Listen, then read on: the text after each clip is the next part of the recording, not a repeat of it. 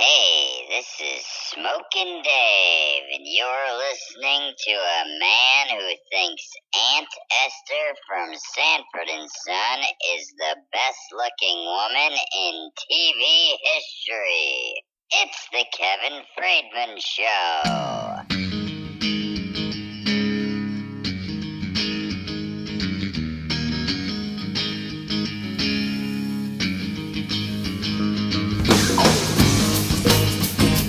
Hey now, it's Tuesday, May 15th, and another SportsGossip.com podcast is on the air. I'm your host, Kevin Friedman, along with my announcer, Smokin' Dave, and together we will bring you 10 of the hottest stories off the SportsGossip.com website. Dave, start us off with story number 1.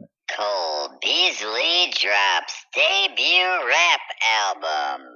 Well, I've got a new least favorite player in the NFL. It's Dallas Cowboys wide receiver Cole Beasley, who thinks he's a rapper. He debuted his new rap album called The Autobiography on Saturday. You can go to sportsgossip.com to take a listen. It is horrible. I mean, what is this guy thinking? Beasley, stick to football. I listened for about 45 seconds, and I wanted to rip my ears off. I mean, if this isn't a practical joke, then this guy should be ashamed of himself. And in a sign of the sad state of America, his album actually debuted in the top 20 on the iTunes charts. I mean, what's wrong with you people? Anyone who thinks this is good music should have their ears chopped off. I'm dead serious. Now, am I a big rap fan? No. But I like some rap, and I could tell if rap is good or not. And this is absolutely horrible. Cole Beasley should be ashamed of himself, and anyone who pays for this album should be more ashamed of themselves. Dave, what's next? States now have the go-ahead to legalize betting on sports.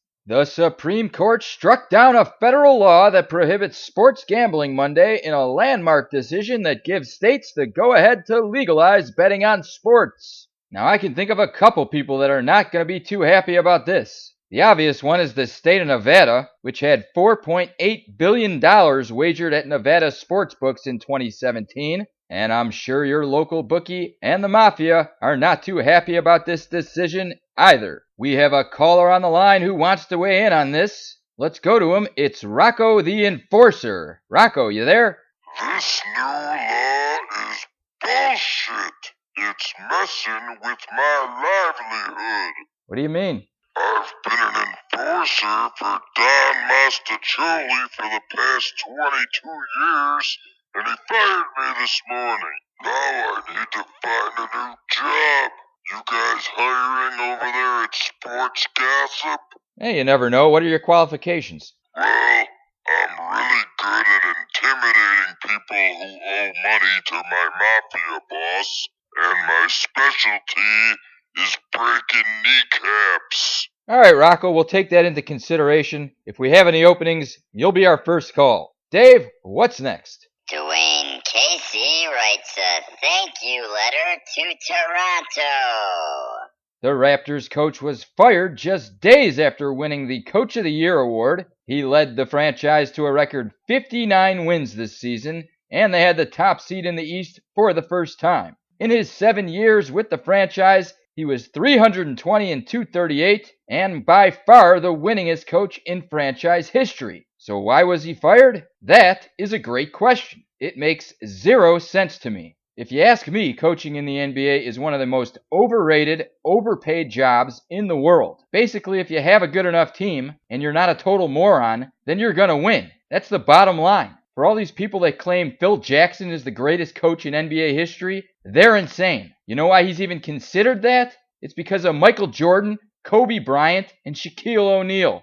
Take them off his team and we'll see how good of a coach he is. I mean, Luke Walton walked on to Golden State with no experience, and I don't even think he lost a game. The NBA is about players' talent, not coaching. The key to being a good coach in the NBA is not X's and O's. It's managing your players and having a good relationship with them, which Casey had with Toronto players. I mean, who do they think they're going to replace him with that's going to be more successful? This is insane. And Casey, the classy guy that he is, wrote a nice thank you letter to the city of Toronto, telling them what great fans they are and how much he enjoyed coaching in the city. You can go to sportsgossip.com to check out the letter, and I'm sure Casey will get a job soon, hopefully with an organization that appreciates him. Dave, what's next? LeBron James James committed lane violations on all 6 of his free throws. Well, I'm glad someone else pointed this out because I watched Game 1, and I noticed this live.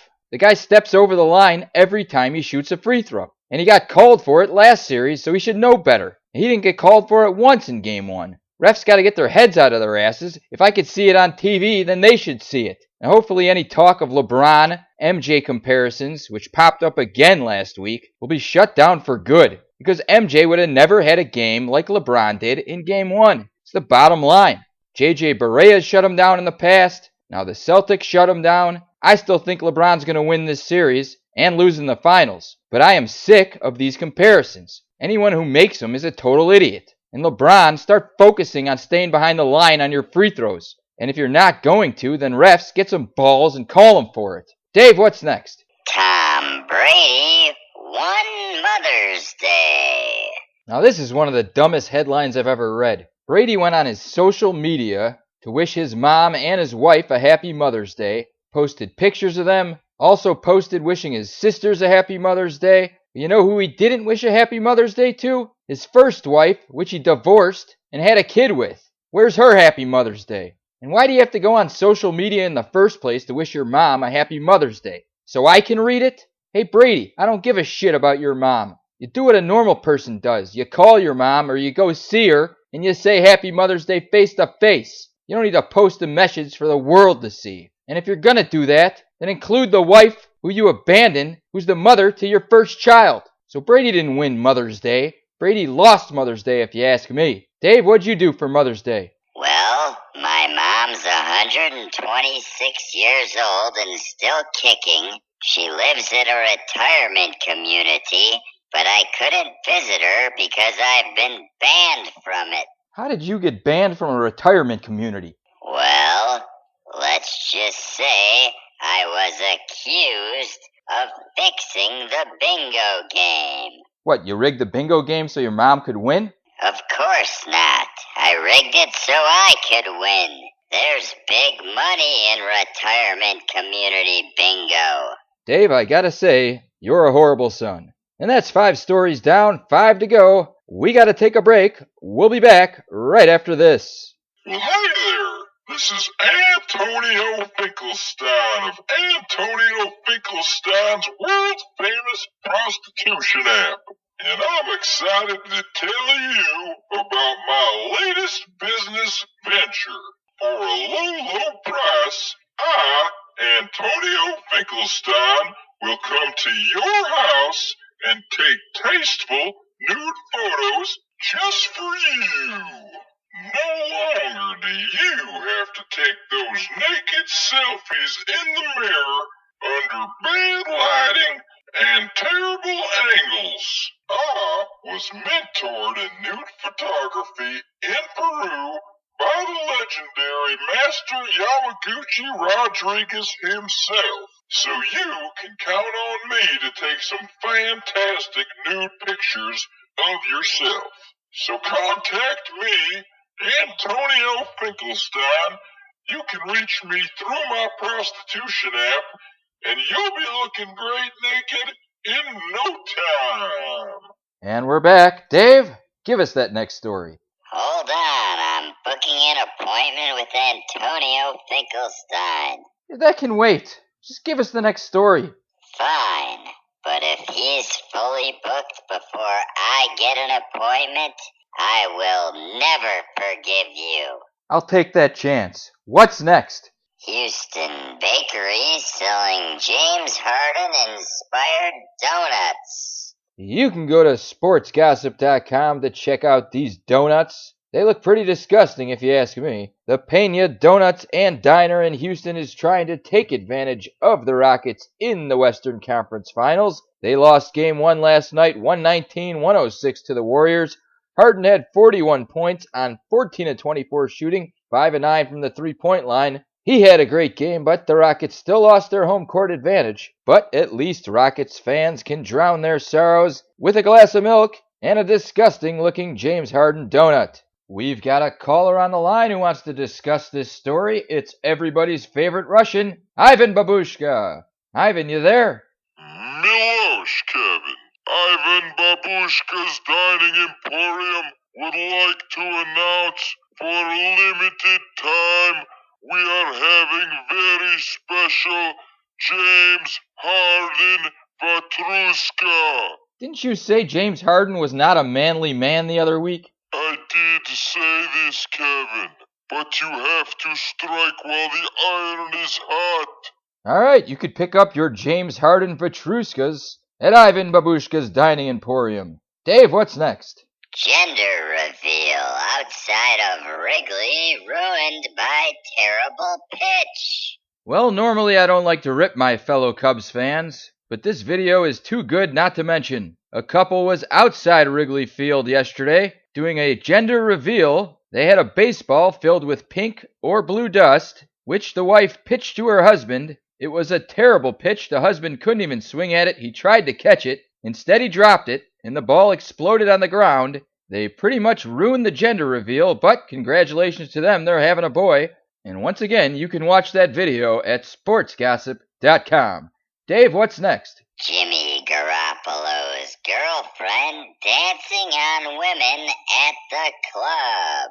Well, Sports Gossip was the first to break the news of Jimmy Garoppolo dating Alexandra King, and now Sports Gossip has an exclusive video of King working as a bottle girl at the Grand nightclub in Boston, grinding on a bunch of other chicks. Not sure how Jimmy feels about this, but if our next story is any indication, he might not be too happy. Dave, what's next?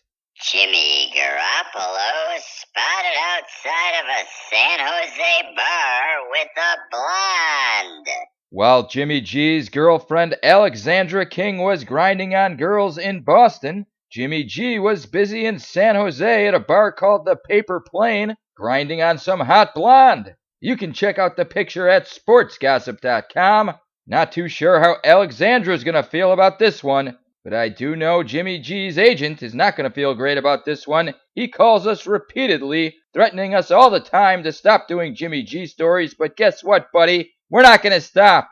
Jimmy G's agent can kiss my ass. Dave, give us that final story. Jameson Tyone willing to be peed on if it helps his injured finger. The Pittsburgh Pirate had to leave his start Friday after opening a cut on his middle finger. When asked about his next start, he said he was willing to do anything to get back, including being peed on. Now, I'm not a doctor, but I never heard of peeing on your finger to relieve a cut. Maybe if you get stung by a jellyfish. But I don't know what kind of medical advice this guy's getting. My guess is he's just a sick bastard who likes to get peed on, and he's using this as an excuse. Hey, Jameson, give me a call, buddy. Oh, you're gonna pee on his hand, Dave? Why would you want to do that? What do you mean? It certainly isn't because I like peeing on people. I just want to do Pirates fans a solid. Well, I'm sure the city of Pittsburgh will be very thankful for that. And that'll wrap things up on the SportsGossip.com podcast. I want to thank my announcers Smokin' Dave, Rocco the Enforcer, and Ivan Babushka. Thanks for calling in. And of course, thank you for listening. As always, for these stories and much, much more, you can go to SportsGossip.com. Our next podcast is Friday. And until then, we'll see you next time.